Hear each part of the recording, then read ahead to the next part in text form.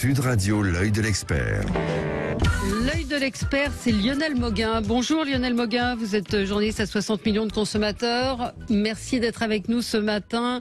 Le pouvoir d'achat, grand sujet d'inquiétude évidemment des Français. On nous a annoncé et on l'a constaté un certain nombre de hausses, en particulier dans l'alimentation, en ce qui concerne la viande, en ce qui concerne les fruits et légumes, le poisson. On nous annonce encore des hausses en ce qui concerne l'électricité et le carburant. 60 millions de consommateurs vient tout juste de publier un hors-série passionnant, Manger sain, bon et pas cher. Vous décryptez 158 produits.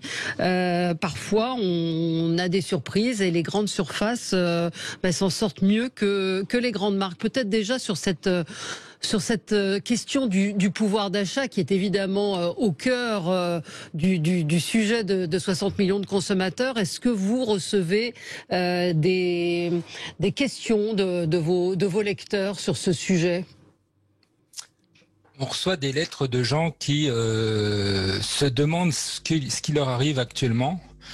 Ils ont toujours travaillé et ils nous demandent sincèrement, avec une grande, c'est parfois touchant, mais comment on en est arrivé là ? Pourquoi je travaille, j'ai toujours pu choisir mes produits et aujourd'hui je suis obligé de faire des arbitrages. Je ne peux plus acheter de viande, je ne peux plus acheter du chocolat. Je me rappelle d'une lettre d'une personne qu'on a publiée d'ailleurs, qui disait voilà, c'était mon plaisir, je peux plus le faire. Bon, voilà ce qu'on reçoit, mais surtout c'est ce qu'on voit dans les magasins qui est quand même qui est quand même très inquiétant pour le budget des ménages et singulièrement pour les plus modestes, parce que ce sont les premiers prix qui ont le plus augmenté. Hein. Les pâtes, par exemple, le premier prix ont augmenté, on a les derniers chiffres de mars, de 43%. Donc, on sait que tous les produits de base vont beaucoup augmenter et on commence à avoir des tensions dans les rayons, c'est-à-dire qu'on voit pas. Certains produits sont difficilement accessibles. Alors, ils sont difficilement accessibles, pourquoi ? Parce que les gens commencent à stocker en se disant ça va augmenter, ce qu'on voit sur l'huile, sur le papier toilette, sur le sucre, sur un certain nombre de produits. C'est ce qui est en train de se passer ? Alors oui, c'est ce qui se passe, mais ça va au-delà. Aujourd'hui, on peut vous dire que, par exemple, on va avoir des problèmes sur la moutarde, parce qu'il y a une pénurie de graines. Ça, c'est dû aux récoltes qui sont difficiles au Canada, notamment. La viande bovine, bon, il y a une baisse du cheptel, donc une très grande marque, Charal, a annoncé aux grandes surfaces qu'elle aurait du mal à livrer régulièrement. On a aussi des industriels qui ont du mal à s'approvisionner en emballage. La nourriture pour animaux, Ultima. Il y a aussi certaines marques de whisky qui ont du mal à trouver. Même Coca-Cola a l'air d'avoir des difficultés à trouver de l'aluminium pour les canettes. Donc, puis il y a quand même certains. Il y a l'huile de tournesol effectivement qui est quand même essentiellement produit en Ukraine, mais bon, on a aussi certaines multinationales. Par exemple, une partie des protections Always est fabriquée en Ukraine et effectivement là, ils doivent trouver des solutions. Et puis bon, il y a le poulet, puisque vous savez qu'avec la griffe caviar, il y a eu quand même beaucoup de difficultés pour les exploitants et ils peinent à fournir les grandes surfaces au-delà de l'augmentation des prix. Oui. Vous constatez également dans ce numéro, dans ce hors-série, des petites astuces des distributeurs parce que eux aussi se retrouvent à avoir des marges qui sont moins élevées, à présenter, c'est pas nouveau, mais ça va peut-être s'accentuer, des produits comme étant des super innovations ou encore en douce, la quantité baisse mais le prix augmente et ça c'est une tendance assez importante. Cette méthode qui porte un nom, la shrinkflation, c'est la contraction de shrink, c'est-à-dire réduire en anglais, et d'inflation. Donc on change de packaging et puis on diminue le volume. Oui, alors nous on l'avait détecté en 2008 lors de la précédente crise des produits agricoles. L'inflation masquée en français, on peut parler. Donc oui, qui consiste à faire à augmenter les prix sans que ça se voit sur l'étiquette au prix unitaire. Et la technique la plus fréquente, effectivement, c'est d'abaisser le grammage. Mais enfin, pour cette année, moi, je ne crois pas beaucoup qu'il y aura ce type de stratagème. Par contre, ce qui est arrivé et ce qui arrive actuellement et ce qui pose un gros problème, c'est les changements de recettes, notamment les produits qui contiennent de l'huile de tournesol ou aussi de l'huile de colza. Les approvisionnements se font difficilement, donc les industriels sont obligés de changer les recettes, mais ils ne peuvent pas l'indiquer sur les produits. Ce qui pose un problème, par exemple, la lécithine de tournesol qu'on trouve dans certains produits est remplacée par la lécithine de soja. Alors vous me direz, bon, quelle est la différence? La différence, c'est qu'il y a des gens qui sont très allergiques au soja. Et donc, si c'est pas marqué sur la boîte, ça pose un vrai problème. Il faudra quand même que les changements de recettes qui vont arriver soient indiqués d'une manière ou d'une autre sur les paquets ou en rayon pour que les consommateurs soient informés. Énormément de choses dans ce hors-série. Encore une fois, vous passez en revue un certain nombre de produits. Attention aux produits dans lesquels, par exemple, les sauces tomates bolognaises où il n'y a pas beaucoup de viande, les cordons bleus où je prends l'exemple d'un cordon bleu où il n'y a que 34% de volaille. Ça, c'est chez Lidl. Parfois, les grandes surfaces s'en sortent mieux. Tout de même, il y a une interview tout à fait intéressante de Jean-Pierre Poulain, qui est sociologue de l'alimentation, et qui évoque le fait que l'alimentation, en fait, va devenir, enfin, elle l'a déjà été, mais peut-être de plus en plus une variable d'ajustement pour les ménages français. C'est-à-dire qu'on va rogner sur la nourriture. Non, pas rogner, mais on va descendre de gamme. Ouais. C'est ce qui se passe actuellement. Alors, c'est paradoxal parce que ce sont les premiers prix qui ont le plus augmenté. Ben oui. Mais en même temps, ça reste un peu les premiers prix. Et par conséquent, les gens qui ne peuvent plus payer, par exemple, l'intégralité de leur facture d'énergie, doivent se rabattre sur les premiers prix. Et ça, on le constate nettement. On descend de gamme. Les gens qui achetaient des grandes marques achètent des marques de distributeurs, et les gens qui achetaient des MDD vont sur les premiers prix. Ce sont des arbitrages qu'on peut encore faire, mais enfin, la difficulté, c'est que cette situation n'en est qu'au début. Au début, ouais, c'est ça. Ça va durer toute l'année 2022 et ça va s'amplifier dans les semaines et les mois qui viennent. La hausse des prix, on nous annonce des hausses terribles, notamment sur les grandes marques. Bon, c'est les distributeurs qui le font, qui essayent de limiter la casse. D'ailleurs, il est possible que certains distributeurs ne référencient pas de grandes marques parce qu'ils se mettent pas d'accord sur les prix. Il y a des grandes marques qui demandent des hausses très importantes. Les distributeurs ne suivent pas. Intermarché, vous trouvez plus de confiture en rose, de biscuits bonne maman parce que ils sont fâchés avec le fournisseur pour des raisons de hausse trop importantes. Donc on aura aussi ce type de pénurie. Ouais. Mais il y a une histoire de marge aussi, non? Est-ce que les distributeurs vont pas être obligés de réduire leur marge aussi? Oui, alors tout le monde devra probablement faire un effort. On a quand même la chance en France, dans certaines régions, mais dans certaines villes, d'avoir une certaine concurrence entre les distributeurs, ce qui fait que les prix sont bataillés.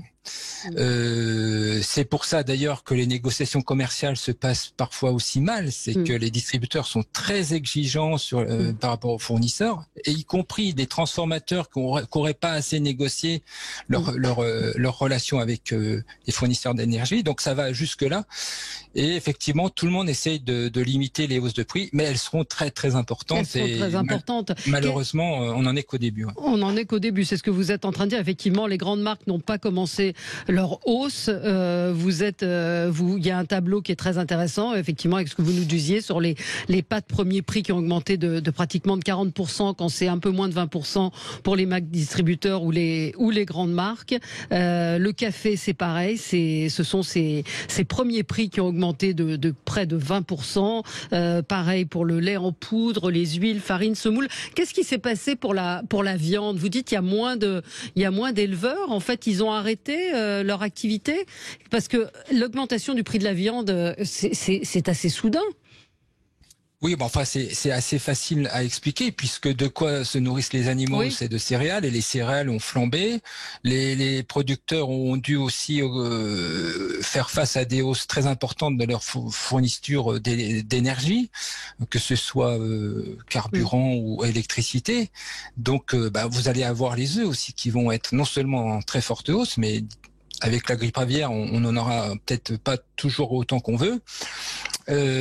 Donc voilà, la hausse de la viande, c'est dû à la hausse de la nourriture animale. Ouais. Qu'est-ce qu'on fait? Alors vous donnez un certain nombre de conseils, hein, encore une fois, tous les mois dans 60 millions de consommateurs et ce mois-ci dans ce hors-série, encore une fois, qui est très très bien fait. Manger sain, bon et pas cher, avec ces produits décryptés, avec des conseils aussi pour sur les additifs, il faut en parler, et puis comment faire baisser. Alors comment on fait baisser l'addition? Comment on fait baisser la facture de notre alimentation? Parce que privilégier les circuits courts, on a vu que depuis le Covid, les Français qui avaient été très enthousiastes ont un petit peu délaissé ce mode de consommation. Est-ce que c'est une solution? Enfin, ça dépend ce qu'on appelle le circuit court, mais ce qu'on voit apparaître dans certaines régions, et c'est bien normal, et celles qui sont rurales la plupart du temps, c'est qu'il y a une nouvelle solidarité. Il y a des gens qui faisaient plus de potager qui s'y remettent. Ouais. Il y a des voisins qui donnent des fruits, des légumes. Voilà, les gens quand même s'adaptent. Et ça, effectivement, c'est quand même des bons prix, des bons produits la plupart du temps, ceux qu'on fait soi-même. Et pour les villes, eh ben, effectivement, les gens sont à la traque de la promotion, de la bonne affaire. Ouais. Risque au point de faire plusieurs magasins pour justement limiter les frais. C'est-à-dire qu'il y a un plus grand travail de consommateur à faire pour limiter la facture. Pour limiter la facture, parce que ce que vous nous annoncez est absolument terrifiant, hein, sur ce qui nous attend. Oui. Vous avez fait le match du fait maison contre le tout fait. Le fait maison sort gagnant, mais pas toujours. En tout cas, en qualité, il sort toujours gagnant. En prix, c'est pas toujours le cas, mais il faut quand même, en tout cas en ce qui concerne les plats préparés, privilégier quand même le fait maison. Oui, puis observer une règle qui est connue maintenant, assez simple, c'est de regarder la liste des ingrédients, et plus elle est courte, meilleur c'est. Ça, c'est quand on achète un produit, hein, c'est sur tout ce qui est additif, parce qu'il y a, et on le répétera jamais assez, dans tout ce qui est produit allégé, on compense par des additifs, par par d'autres choses qui ne sont pas forcément. C'est pour ça que vous avez titré aussi ce hors-série Manger sain, parce que on voit qu'il y a quand même un certain nombre de produits qui sont pas possibles, quoi. Même les yaourts, les yaourts aux fruits, c'est pas génial. Il vaut mieux acheter une barquette de fraises et puis les mettre dans votre yaourt, parce que il y a très très peu, 1/10 des compositions qui constituent. C'est ça. Attendez, la qualité de lait et la présence de vrais fruits à raison de 1/10 des compositions constituent de bonnes nouvelles. Mais bon, c'est vrai qu'il y a souvent des additifs, du sucre en quantité importante, beaucoup d'additifs dans tous ces produits. En particulier, on l'a dit, tout ce qui est cordon bleu, les soupes toutes faites, faites une soupe, j'arrête pas de le répéter vous-même, mais c'est vrai que c'est quand même plus simple et moins cher. Et souvent meilleur. Et souvent meilleur, absolument. Et donc oui, après, faut avoir le temps. Ouais. Effectivement, mais cet effort doit être fait, effectivement, l'effort de lire les étiquettes des produits qu'on achète, et puis choisir des produits quand même qu'on peut faire soi-même, parce que bon, on est quand même souvent victime. Vous parlez des yaourts aux fruits, évidemment les fruits, ils sont surtout présents sur l'emballage, hein. Beaucoup moins à l'intérieur. Beaucoup moins à l'intérieur. Ouais. Bon, voilà. Et donc voilà, apprendre à décrypter, apprendre aussi à déjouer les pièges du marketing, c'est aussi un peu notre travail, hein. C'est pour ça qu'on produit ce genre de hors-série. Mais il faut pas oublier effectivement l'aspect encore aujourd'hui et à la veille, encore une fois, à la veille de hausse de prix, dont vraiment ça va être le sujet des semaines qui viennent. Ça l'est déjà. On a surtout parlé de l'énergie à juste titre. Ouais, mais la hausse des prix alimentaires, je vous assure que ça... Oui, ça va être une révolution, un bouleversement pour... on connaît pas, on n'a jamais connu ça en fait. Ouais. On atteint des niveaux d'inflation qu'on n'a jamais connus depuis les années 80. Donc, et ça touche essentiellement les produits alimentaires. Ouais. Après, il y aura on verra ce que donne sur le pétrole, non seulement les carburants, mais les produits qui servent aussi à emballer tout ça.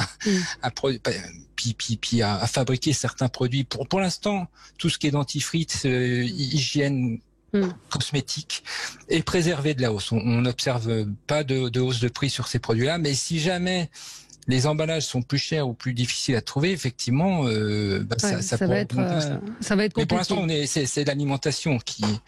Oui, mais je crois que vous avez raison aujourd'hui de tirer la sonnette d'alarme, parce qu'on a beaucoup parlé, vous le dites justement, sur l'énergie, assez peu du prix des matières premières, où on est en train de des matières premières, de ces prix de l'alimentation, et on est en train de s'en rendre compte petit à petit. On n'a peut-être pas toujours fait attention au début, mais là, on est en train de voir que il y a peut-être des produits auxquels on va renoncer. Vous évoquiez cette lectrice qui vous parlait du chocolat. Il y a des produits, alors je ne sais pas comment on va faire, effectivement, dans les jours, dans les semaines, dans les mois à venir. Parce qu'on a un indicateur de l'INSEE, c'est les prix à la production. C'est-à-dire, combien ils coûtent par ceux qui vont acheter les matières premières pour les transformer. Et là encore, c'est du jamais vu. C'est des sommets historiques sur la plupart des prix à la production agricole, céréales, produits laitiers, etc., etc. Et donc, non seulement les produits qu'on achète de la matière première, mais tous les produits transformés qu'on va acheter subiront forcément ces hausses-là. Alors, tout le monde va essayer de les limiter, les distributeurs les premiers, et ceux qui en font la pub les premiers. Mais en même temps, voilà, et en même temps, alerte, mais après, effectivement, il faut trouver des solutions. Et là, on essaie d'en trouver par ce hors-série, par notre échange. Oui, puis les gens s'adapteront. Les gens vont s'adapter, mais c'est vrai que ce que vous dites, les plus précaires, les plus démunis vont se retrouver à devoir faire des choix. Ceux qui suivent plus la hausse des premiers prix n'ont plus d'autre solution que de faire appel à la solidarité locale ou nationale. Ouais, on voit, alors une auditrice me dit, est-ce que c'est pas, elle dit, je vais faire ma complotiste, est-ce que ce n'est pas voulu pour mettre en place des tickets pour nous obliger? Non, je pense que c'est mondial ce qui est en train de se passer, c'est les conséquences de beaucoup de choses, de ce qui se passe en Chine, d'énormément. Essentiellement, peut-être quelque chose qu'on n'évoque pas assez, l'origine quand même de toutes ces hausses, parce que je les ai fait pour le café, par exemple, pour les huiles, pour les pâtes. Ce sont quand même des dérèglements climatiques qui font que les récoltes sont très mauvaises, soit parce qu'il y a des sécheresses terribles dans les pays producteurs, soit parce qu'il y a des gels tardifs. Ouais. Et quand même, il faudrait quand même regarder que la plupart des hausses qu'on va subir proviennent du résultat de dérèglements climatiques. Merci beaucoup Lionel Mauguin, c'était passionnant. Nos auditeurs étaient passionnés. Je leur conseille vraiment ce hors-série.